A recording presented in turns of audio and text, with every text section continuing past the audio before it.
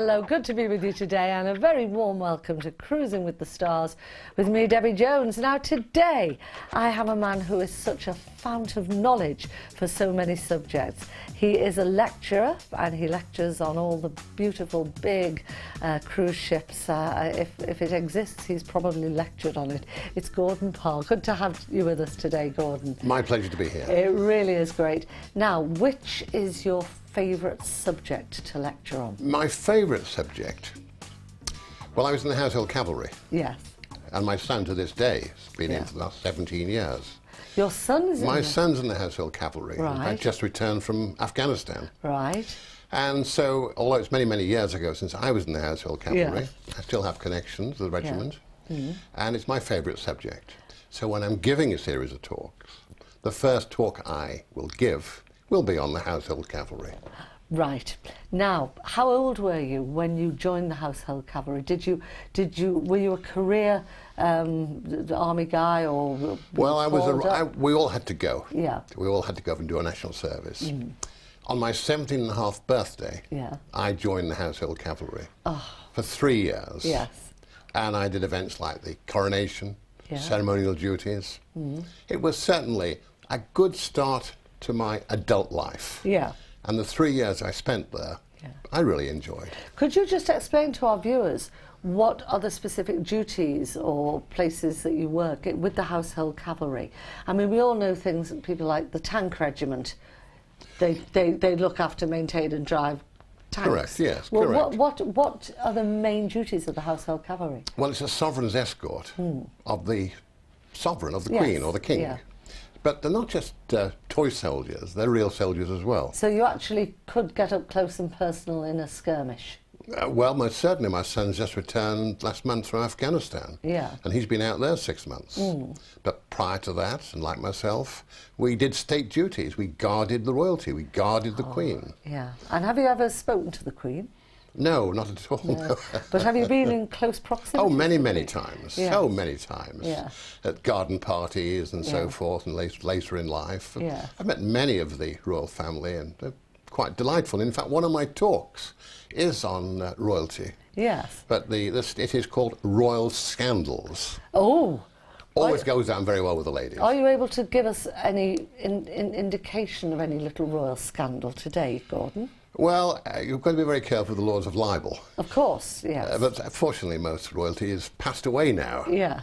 So when I'm giving my talks, I'm talking about Edward VIII and Mrs. Simpson. Oh, yes. And Edward VII and his mistresses. Yeah. And I'm going right back to the Tudors and so forth. So has there always been a load of scandal with Always. royalty? Yeah. Well, they've got the time. Yeah.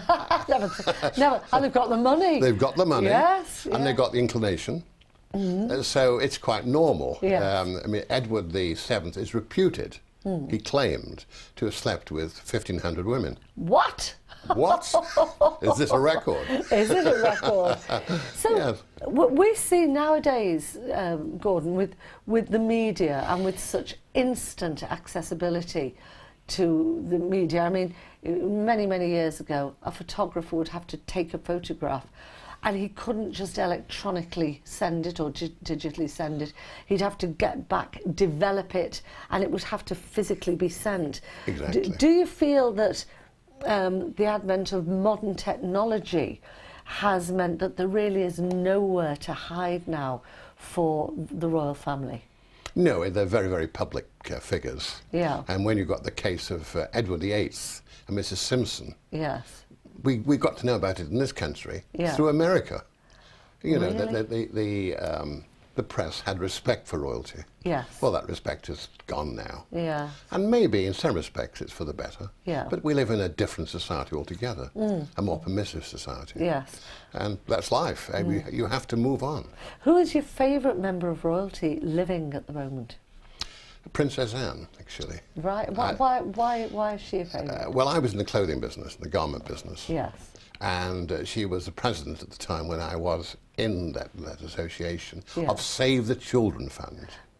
So myself and my late wife would go along to functions and meetings and support her and so forth. Yeah. And I found her very, very, very sympathetic, a very nice person. Right, so you have actually met her? Oh yes, spoken on to many her. occasions. Yeah. Yes. And who of deceased, and then we won't get you into any trouble, who of deceased members of royalty do you really feel that you didn't really like that much? You don't think they were that good for either themselves or the country? Go on. Well, there's a whole, where'd you start? Henry VIII, Charles II. Yeah. More recent, Edward VII, possibly. Right. But there again, get to more modern. I mean, to say, when I was in the Household Cavalry, the honorary colonel of the regiment was Mountbatten. Oh, right. Yeah. And there were stories which I tell about him, which I won't tell today, out of respect for the man. Yeah. But yes, most certainly. So it's a very, very rich vein for mining, I can assure you. I am sure it is. Yes. What did you think of, and did you ever meet Princess Margaret? A long, long, long time ago, Yeah. at the coronation ball in 1953. Right. Very, very beautiful. Very, very Do you know, I always, she to me was one of the most beautiful women in the world, and she's not remembered for that. She's remembered more for, her love life, for her love of, a scoop and a cigarette. But when you put her next to people like Elizabeth Taylor, Yes. she was a comparative beauty. She had a look. Yes. And of course there was the glamour of Townsend and so forth. Yes, of course, yeah. And she's a nice subject to talk about. But, when I give my lectures, all I have is 45 minutes. Really? So in 45 minutes to talk on a subject as big as that, Yeah. it's not so easy. So it's hard to pick out the meat from the You bones. cherry pick. Yes. You pick Yeah. what people want to know Yeah. and would like to know Yeah. and what they already know. Yes. Because there's nothing like being confirming Yes. what you know. And you were in the colonial police as well. Oh, for a while. When I came out of the army, out of regular army, Yes. I was going to go and save the empire. And I got offered 2 jobs. Yes. One was Hong Kong, Yeah. which I went to in business. Yeah. And the other one was Bermuda. Which do you think I went to? Well, I'd have gone. Well, now you see, I think you'd have probably gone to Hong Kong, but Bermuda would have been sexier. I went to Bermuda. All right, so there you go. You old goat. Old Look goat, at you. yeah. I went to Bermuda and the college girls. Right. Okay. How long were you in Bermuda Oh, I was there for? for only a year, actually. Yeah, Yes, yeah. yes. And was it beautiful? As beautiful? I've never been. It's very wonderful. I mean, Yeah. I've been back on cruise ships. I've been with Celebrity to Bermuda. Yes. And it really is a magic place to visit for 2 or 3 days. Yes. I go in a cruise ship, you stop on the cruise ship, you go ashore. Wonderful. Yeah. It's the only way. Better than stopping in hotels and Yeah. so forth. Did you used to go on a cruise? I mean, I know obviously you've worked extensively. Had you and your late wife, had you been cruising as passengers before that? We go way, way back. I mean, I say the most memorable one, wonderful deal, like so many good deals with the travel companies. Yes. About 20 years ago, you could go on the QE2 to New York Yeah.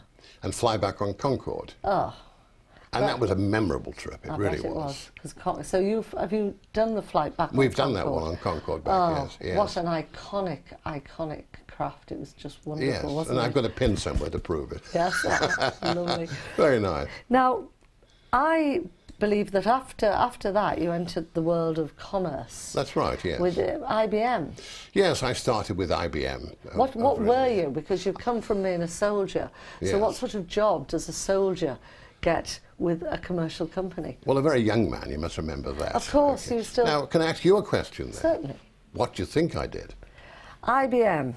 Would I be a technician? Would I be a salesman? Would I be a clerk? You'd be a salesman, or as we'd call it now, human resources, a salesman or something to do, you're a people's person. I like people, I Yes. love people. So something to do with PR, sales, marketing. Correct. Sales. You got it in one. Right, Debbie, yeah. you got it in one. Not bad, am I? Not bad at all. And, well, so you were very young, so it was with IBM. Oh, very, very young. And NCR. And you were a manager in Mauritius. Yes, and Hong Kong. 1965. I Right. got posted as the manager for NCR in Mauritius. Oh, what a job! Unbelievable. Yeah. Unreal. But they wanted somebody, and somebody's got to do it. Yes, it's a bad job. But there we are. And how long were you there for? 3 roughly? years. 3 years. And Well, I'm just going to dissolve with envy for a couple of minutes. We're going to take a quick break, and we'll be back listening to more about the exciting life of Gordon after this.